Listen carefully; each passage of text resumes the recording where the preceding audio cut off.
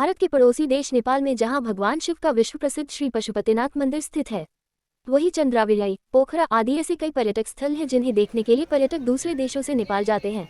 पर्यटकों में भारत देश के पर्यटकों की संख्या ज्यादा है। इसको लेकर नेपाल सरकार भी इन पर्यटन स्थलों पर पर्यटकों को बढ़ावा देने के लिए लगातार कार्य कर रही है। पर्यटकों को बढ़ावा कैसे मिले और अधिक से अधिक पर्यटक नेपाल पहुंचे, इसके लिए पशुपति क्षेत्र विकास कोष का भी गठन किया गया है, जिसके कार्यकारी निदेशक डॉक्टर घनश्याम खतिवरा मॉनिटरिंग भी कर रहे हैं। नेपाल के पर्यटन स्थलों के बारे में बात करते हुए कार्यकारी निदेशक डॉक्टर घनश्याम खतिवरा ने बताया कि नेपाल के पशुपतिनाथ मंदिर पर दर्शन के लिए पड़ोसी देश भारत से सबसे अधिक हिंदू पर्यटक पहुंचते हैं। आराध्य देव पशुपतिनाथ के दर्शन सुगमता से हो सके, इसके लिए स्थानीय स्तर पर पूरी सुविधाएं मुहैया कराई जाती हैं। खतिवरा का कहना है कि भारत देश से नेपाल की मित्रवत व्यवहार है और पशुपतिनाथ मंदिर के दर्शन के लिए भारत देश से प्रत्येक नागरिक को एक बार नेपाल जरूर आना चाहिए। जब पर्यटक एक दूसरे देश में जाएंगे तो कहीं ना कहीं मित्रवत व्यवहार और अधिक बनेगा।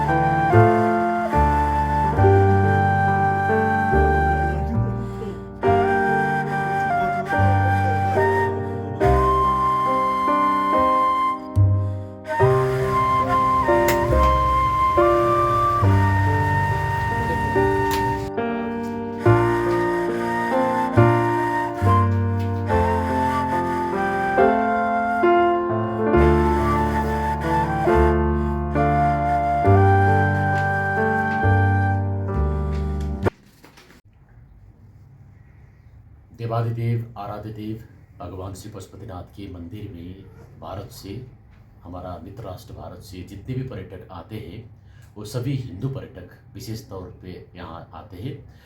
उन लोगों के लिए यहाँ दर्शन के लिए, परिक्रमा के लिए जो सुविधाएं हैं वो यहाँ की व्यवस्था के मुताबिक है। लेकिन जो भक्त यहाँ आएंगे उनकी ओर से यहाँ का स्पिरिचुअल टूरिज्म डेवलप हो रहा है। हम चाहते हैं कि भारत का सभी जनता, सभी धर्मार्थी और सभी पर्यटक जितने भी हैं वो एक बार देवादिदेव आराध्य देव पशुपतिनाथ का दर्शन के लिए आना चाहिए। हम वो सभी लोगों के लिए स्वागत करने के लिए तैयार है। हमारे ओर से जितनी सेवा सुविधाएं हैं वो थोड़ा है, छोटा है, लेकिन कृष्ण के आगे कनी का समान है, वो उनको स्वीकार करना चाहिए। सर, नेपाली पर्यटन की बात करें तो पर्यटन बड़ा व्यवसाय है, इसके लिए नेपाल सरकार क्या प्रयास करेगी और बढ़ावा मिले इसको?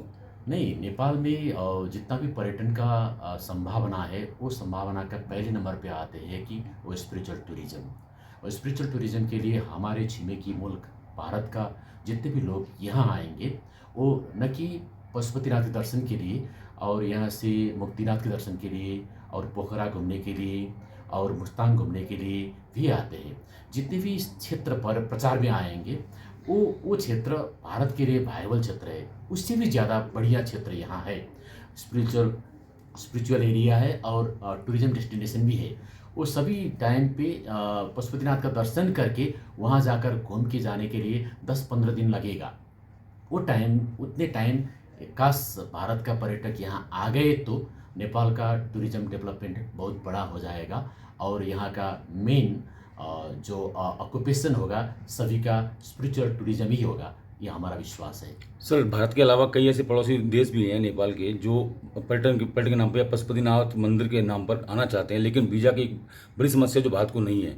ऐसे लोगों को दर्शन के लिए क्या प्रयास किया जा रहा है कि उनको ईजी दर्शन हो जाए पशुपतिनाथ के? नहीं, ये वीज़ा जितने जो भारत के लोग को अलावा भारतीय लोग जितने भी थर्ड कंट्री में रहते हैं, जैसे अमेरिका, ऑस्ट्रेलिया और बड़ा बड़ा देश में रहेंगे, वो सभी पर्यटकों के लिए हम तो स्वागत करना चाहते हैं यहाँ, क्योंकि वो पहले नंबर तो हिंदू पर्यटक है, उनके लिए स्वागत होना चाहिए। काश हिंदू नहीं है तो उनके लिए भी स्वागत करना चाहते हैं हम लोग।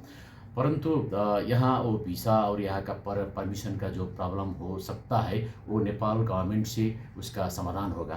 काश कोई समस्या रहेगा तो, नहीं तो यहाँ हम लोगों की ओर से जो सपोर्ट करना है जो सहजीकरण करना है उसके लिए हम तैयार है, पशुपति क्षेत्र विकास कोष तैयार है। और नेपाल गवर्नमेंट को भी हम रिक्वेस्ट करेंगे कि जितने भी स्पिरिचुअल टूरिस्ट यहाँ आएंगे उनके लिए कोई भी वीसा का प्रॉब्लम नहीं होना चाहिए।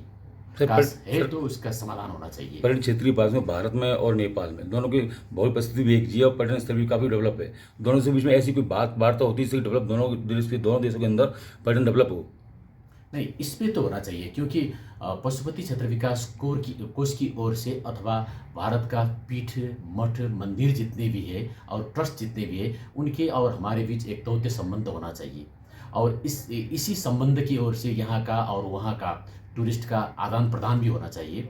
और पशुपति क्षेत्र विकास कोष का जो हमारे यहाँ कार्यकर्ताएं हैं उनको भी वहाँ जाने का और आने का व्यवस्था के लिए कोई समझदारी होना चाहिए। हम ऐसा करना चाहते हैं लेकिन हमारे पास उतना टाइम नहीं है, इसलिए हम इसके ओर से क्रिटिकली और क्रिएटिवली काम नहीं कर पा रहे हैं। क्योंकि हम चाहते हैं कि वहाँ का जितने ट्रस्ट है, जितने मंदिर है, जितने विश्वविद्यालय हैं, जितने अध्ययन संस्थान है उनमें हम एक्सचेंजिंग प्रोग्राम संचालन करना चाहते हैं। हमारा दौत्य संबंध उसी से प्रगाढ़ हो जाएगा।